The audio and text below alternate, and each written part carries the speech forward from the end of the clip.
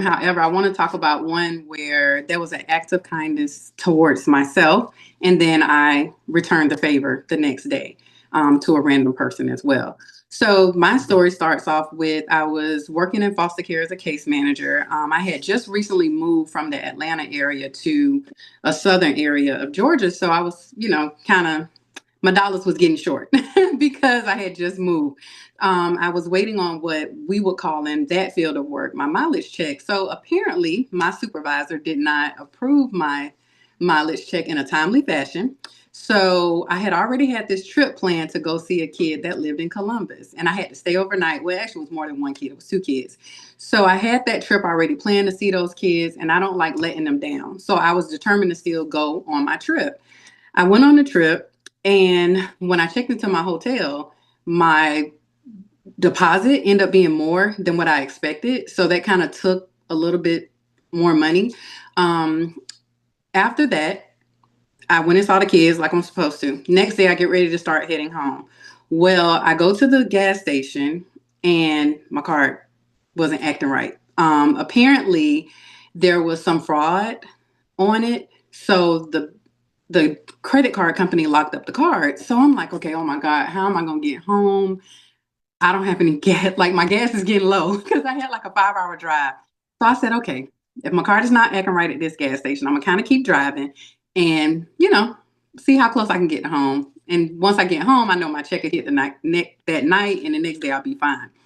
So I drive a little further, and then finally I look down at my dashboard because we've all done this and say, "Oh my goodness, I only have a few more miles left to the gallon." So I was at I remember being at like 16 miles, and I knew it was more than 16 miles for me to get home. So I go to another gas station and I try to use my card again. Since I'm closer to home, I'm thinking, okay, well maybe it'll act right since I'm closer to home and I always use my card in this area.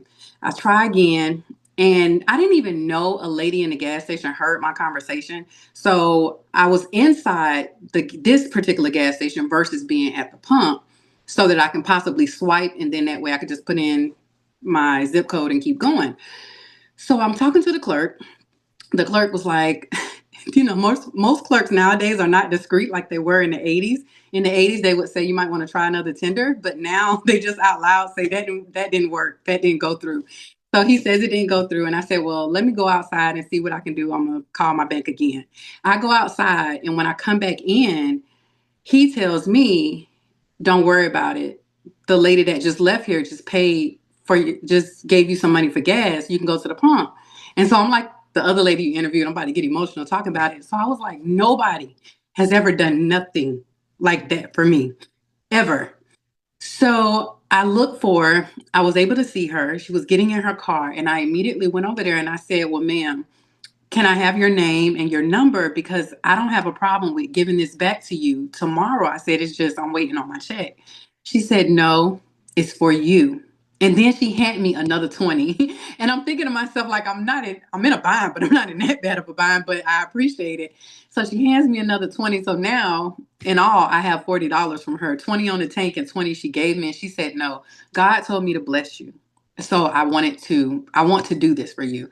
And I told her, I said, you know what? I'm so appreciative. I really thank you. So I got my gas. I went home.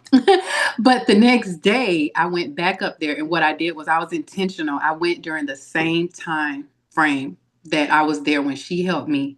And I waited. I saw a couple people come up in some nice cars and stuff, but I waited until I saw a family that I felt in my heart was more in need. And I helped another family. And I put $40 on their tank. And actually, that lady bawled out in tears when I walked up to the cashier and helped them. So that was an act of kindness towards me. And then I turned around and blessed someone else. And it just felt good to play it forward.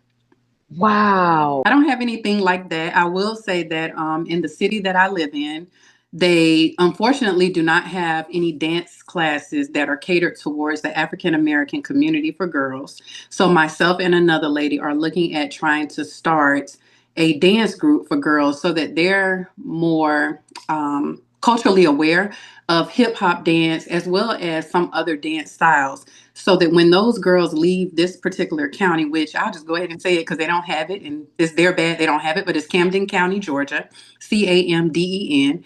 I want to make sure that those girls are able to go off to college. And if they wanted to, say, join the band in college and be a dance girl for the band, they know that style of dancing. And this particular county does not have that, and neither does the high school.